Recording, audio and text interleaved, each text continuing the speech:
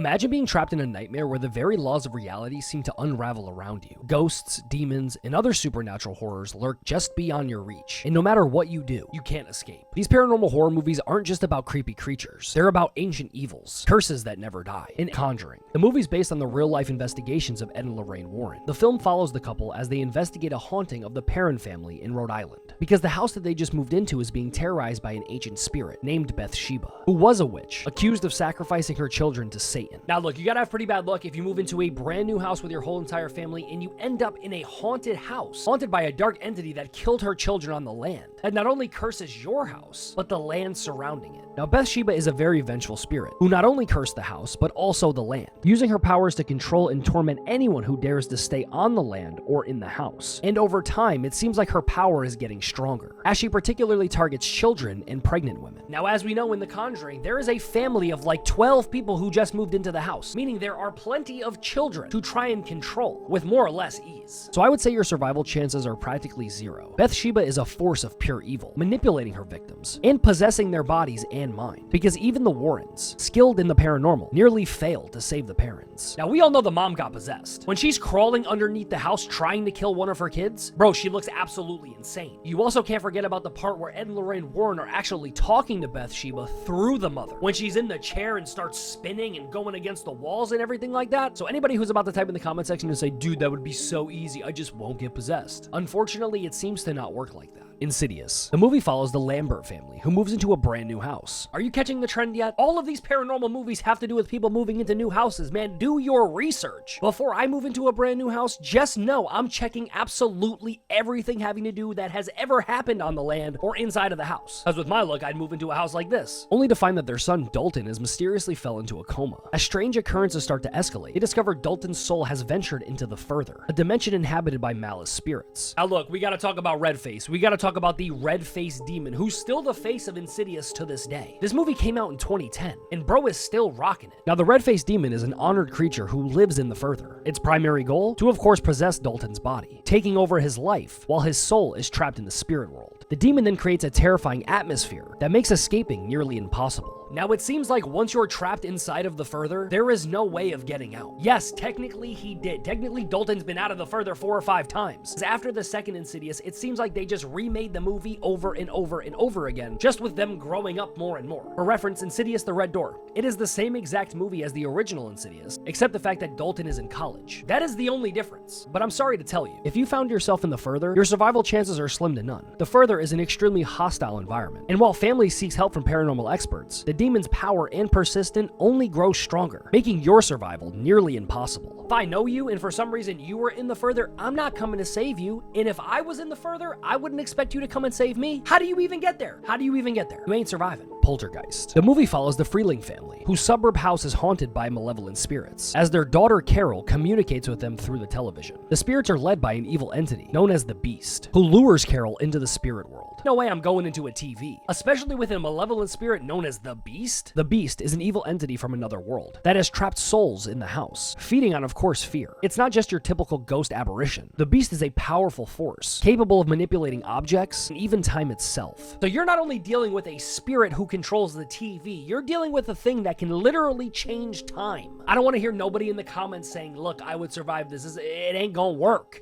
It is not going to work like that. Because if you found yourself in the house, it's more or less a death trap. Because the Beast is controlling all forces of nature, and the Freeling family is now forced to enter the spirit world to try and rescue Carol. But the Beast makes it nearly impossible to survive unscathed. Like I said before, somebody goes inside of the TV, I am changing the channel. That's just how it works. I am not going inside of the TV to the spirit world to save absolutely anyone. But of course, if you're trapped inside of the house, what else are you gonna do? The Ring. The movie premises around a journalist named Rachel, who investigates the death of her niece, who died after watching a cursed videotape. And anyone who watches the tape will die within 7 days. Curse originates from a vengeful spirit named Samara, a girl with the ability to manipulate the physical world. Now, I know what you all are gonna type in the comment section, Chris, I'm just not watching the tape. That's my answer as well if we were talking about actually being in our world and dealing with something like this. But everyone knows that there's a slim few of you who would have to watch the tape just to see what happens. Now, I damn well know you guys are gonna pass it on too, so that you can survive. Because realistically, the only way to survive the Ring by passing on the tape to someone else. freeing yourself for someone else's life. Now, Samara is a tortured spirit. After being thrown in a well by her adopted mother, her spirit became restless. Samara's powers not only transfer to the physical world, but she can manipulate technology, especially videos,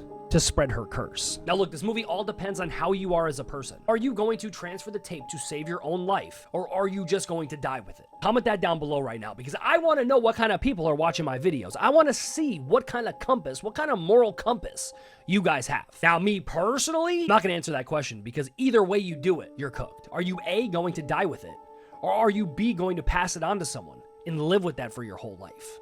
That's the question. Hereditary. The movie premises around the Graham family, who begins to unravel the disturbing history of their ancestors. The family is haunted by the spirit of their grandmother, who was part of a satanic cult that worshipped the ancient demon, Payman. Grandma's got a lot of explaining to do. Imagine that. You're doing some history on your ancestors and you find out that your grandmother was some satanic cult leader? Payman is described as one of the 8 kings of hell. He also seeks to possess a male host, and his presence is very manipulative. He then uses the family's grief and dysfunction as a tool to facilitate his ritualistic control. It seems like once you're caught in this massive spider web of doom, there's nothing you can do. I mean, take a look at the actual family from the movie. His hold on them was way too powerful. I'm giving your survival chances a big fat 0. The Grudge. The movie follows a young woman named Karen, who is tasked with taking care of an elderly woman who lives in a house cursed by a vengeful spirit. The house was the site of a brutal murder, and the curse is passed on to anyone who enters the house, slowly driving them insane. You walk into somebody's house and you're trying to do your job, and all of a sudden you now have a vengeful spirit on you that is going to make you die. The only way to get it off of you is by inviting someone else in the house. This is kind of like the same premise of The Ring. Are you going to pass it on to someone knowing that you're going to kill them? Or are you just going to die with it? Now, the Grudge is described as a malevolent spirit who haunts whoever it comes into contact with. The vengeful spirit was actually born out of rage and cannot be stopped, leading to inescapable death of all of its victims. Once you've been marked by the Grudge, there's no running. There's no hiding. There's no nothing. Death itself is the only thing that's inevitable. The Babadook. The movie follows our main character Amelia and her son Samuel, who are being haunted by an appearance of a mysterious dark figure from a children's book called Mr. Babadook. The figure slowly begins to invade their lives, manipulating their perception of reality. Now, the Babadook feeds on grief and fear, kind of like all of these other characters on this list. But after just recently being widowed, Amelia's grief and trauma is so much that the Babadook latches onto her. And with the Babadook feeding on fear, it's virtually unstoppable once it enters someone's mind. Now, some of you may say, Chris, I don't have any grief, I don't have any trauma. You're telling me if you're laying down in your bed, you're sleeping, right? You're sleeping. You see a mysterious figure at the end of your bed, you're not going to be scared. That is a bold-faced lie. I know for a fact you're going to be scared, which means that you're going to be feeding this demon, making it stronger. So regardless of what you do, even if you don't have any of the other things that Amelia had, you are definitely going to be scared. Because I'm gonna be scared. Your chance of survival in this movie is extremely low. The entity is way more psychological than physical, but its impact is relentless. The only chance of surviving this movie is by facing your grief and trauma head on. But even then, still gonna be scared. Meaning the Babadook is going to take control of your mind, driving you insane.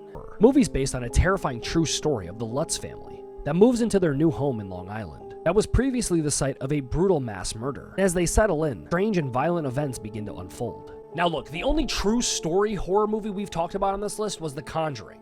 And I'm telling you right now, it is not as extreme as the Amityville Horror. The original story goes like this. Dad started hearing voices in the basement. He then went down into the basement and more or less lost his mind. He was able to get manipulated by whatever spirit lives inside of the house, convincing him to kill his entire family as they're sleeping. Then, of course, turn the gun on himself, which we could assume he fed the demon with that. That is the original story and what the Amityville Horror is based on. And of course, with the evil spirit in the house, and with the hectic events from the previous family, of course this was bound to happen again. Because once you're possessed by this demon, all you feel is anger. Your chance of survival, in my opinion, is extremely low. Because the house has history of driving people mentally insane, and doing things that they normally wouldn't. AKA killing your whole entire family. For everyone who's gonna go in the comment section and say, hey Chris, look, I just wouldn't go in the house or I wouldn't let it doesn't work like that. It doesn't work. You are not built different. You are not any different than anybody else. It is not going to work. If the demon wants you, it's got you. Whether you're trapped inside of a haunted house, cursed by evil demons, or haunted by the wrath of ancient entities, survival almost becomes a distant hope. I also want to say for any new viewers, we are talking about being premised inside of the movies themselves. We're not talking about this happening inside of the normal realm. We're not talking about this happening to us in our normal lives. We are talking about you or me being dropped inside of the horror movie and trying to survive with the things people know inside of the horror movie. Pretty much means you get dropped into these movies with no skill and zero knowledge. If you're dropped inside of the Amityville Horror, you cannot use that knowledge that you already know that, hey, this house is not only haunted because there was a mass murder here, but I think there's a demon in there that's gonna make me try and kill my whole family. You don't go in privy to any of the information about these movies that we already know. Dropped in blind. And you gotta try to survive. Don't forget to like the video and drop a comment down below on what else you guys want to see on the channel. With all of that being said, guys, my name is Chris, and of course, I will catch you guys on the next one.